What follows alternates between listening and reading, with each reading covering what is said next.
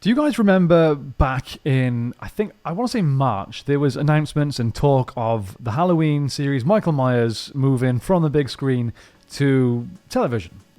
It was met with mixed reactions from fans. Some hated it, some loved it. Personally, I was super excited. I much prefer that long form version of storytelling. When you have time to spend with characters, developing storylines, developing villains like Michael Myers, and really getting, the opportunity to just give us more.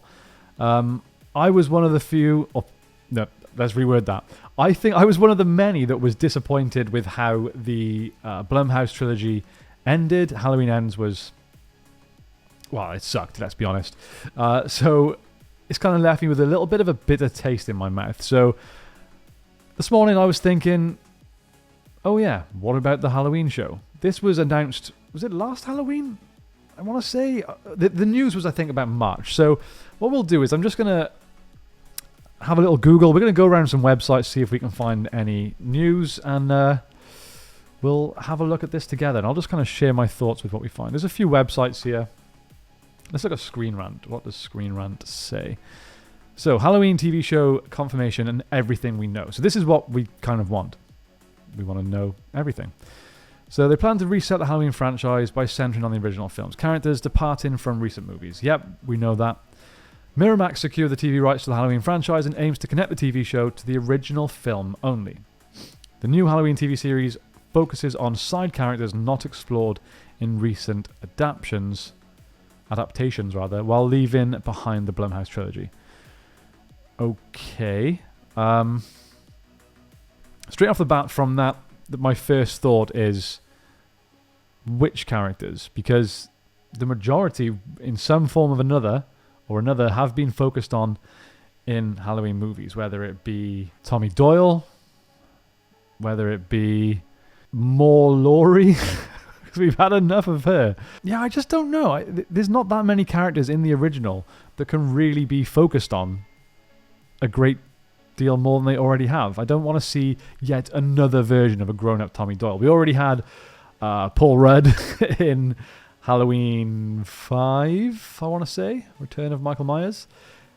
And we've obviously had the Blumhouse version of Tommy Doyle as well, who I really wasn't a fan of. He just seemed, well, just an idiot, to be honest. The whole Halloween Kills thing where they're chasing the wrong guy and no one will listen to reason. It didn't work for me. So I don't really know. I don't know if they're going to go back to the original in terms of do another direct sequel from that and follow on from the events of, or by a creative reset, do they mean actually going back and changing what happens in the original? In that case, there's plenty of things we could do. We could bring in new characters, or we could just change the fates of existing characters. What I mean by that is potentially Michael's parents, or even Judith Myers, Michael's original sister. They could maybe have a different fate. Maybe Michael doesn't kill Judith. Maybe he doesn't get locked up and sent somewhere. Maybe he actually develops as a character with his parents' influence.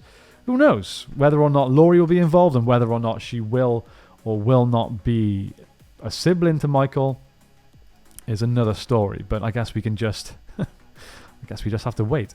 Let's see what else they say. So, not long after the show was officially announced, the latest news comes as the Halloween show gets a development tease from Miramax. The studio won a hard-fought battle to secure the TV rights to the popular horror franchise in 2023. We're now in November 2024 and still have had nothing. And now their head of worldwide television explains more of their plans. Mark Helwig said it's a creative reset completely and going back to the original film. I feel like that's almost two separate things. You either go back to the original film or it's a complete creative reset. One or the other. Because if it's a complete creative reset, you're almost ignoring the original film, right? Does that make sense? Or you do what the Blumhouse trilogy did and you go back to the original film and continue on from there, ignoring all previous sequels. It's one or the other. Which one is it, Mark? Anyway, he also explained it's a big priority for the studio. Yeah, it seems like it. Yeah, you're really, really pushing hard on this one. Man, why is it so difficult? Surely they've got a team working full-time on this.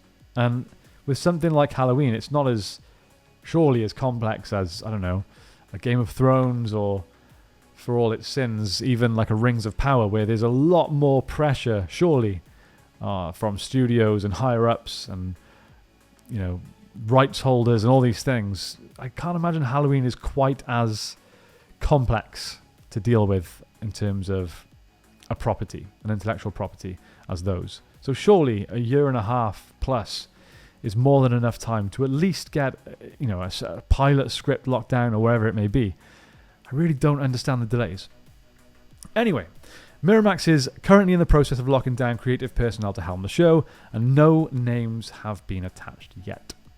Creatively speaking, Helwig explained that the foundation of it is the original film, the John Carpenter movie, the characters of that film, and perhaps a group of characters that we haven't really focused on that much in recent film versions, or even in a number of them.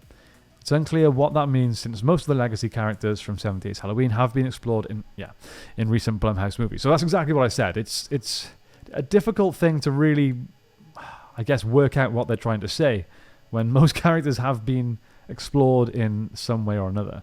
In fact, if we go Halloween 19...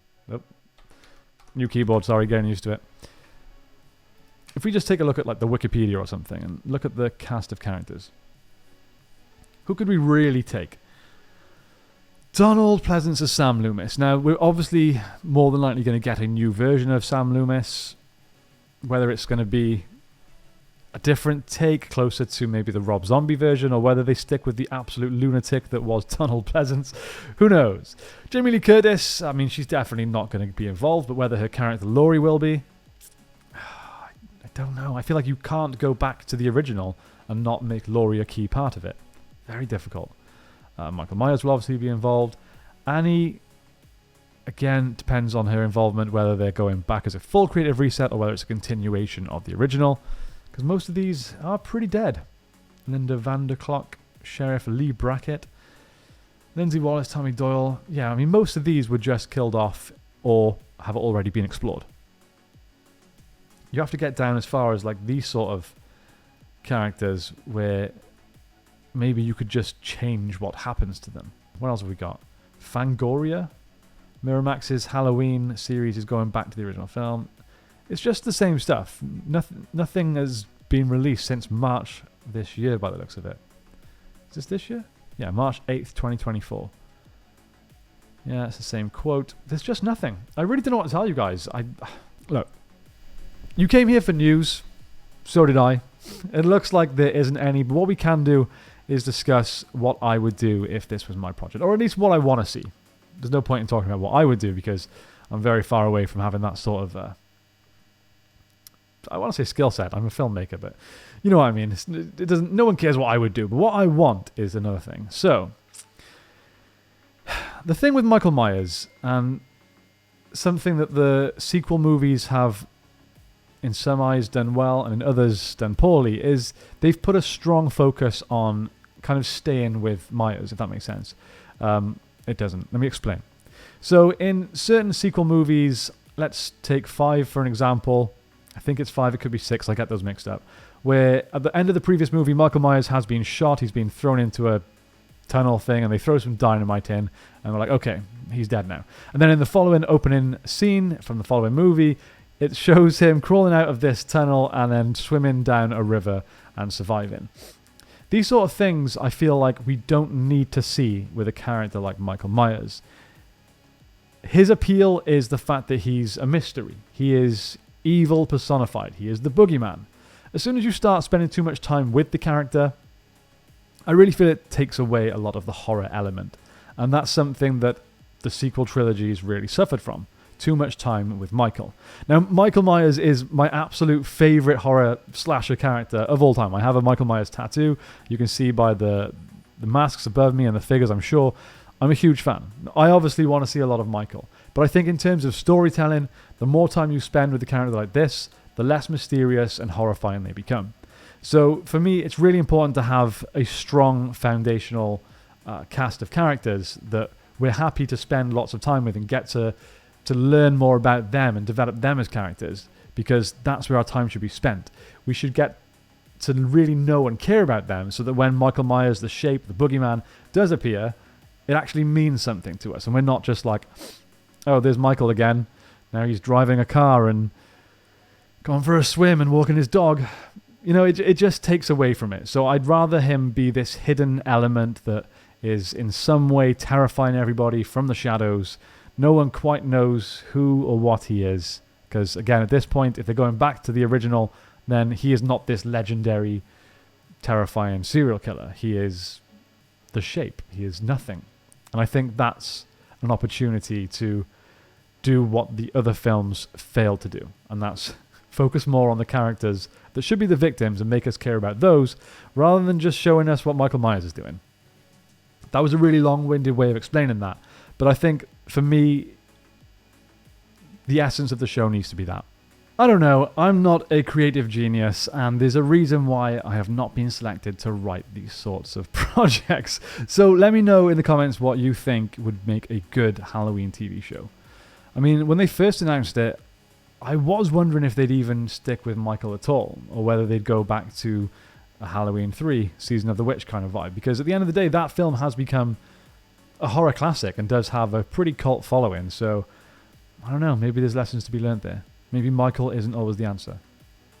But no, please make Michael the answer. More Michael Myers, please. Would you rather a TV show or another movie as well? Because, again, in my opinion, Kills was okay. 2018 was alright, but Ends was just horrific. And after that, I was like, I'm done with Michael Myers. That sucked. Just, if you can't give it to someone good who can do justice to the character, then just leave it alone. Just erase everything from Halloween 2 onwards. Halloween 2 can stay. 4, 5, 6, H2O, Resurrections, Rob Zombie's Halloween 2, they can all go. Rob Zombie's Halloween 1 can stay. 2018 can stay. That's it.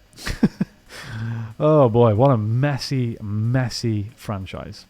Anyway, let's talk about this further in the comments down below. I thought I'd just jump on the video today, and basically it's not even an update, it's just a look into this with me.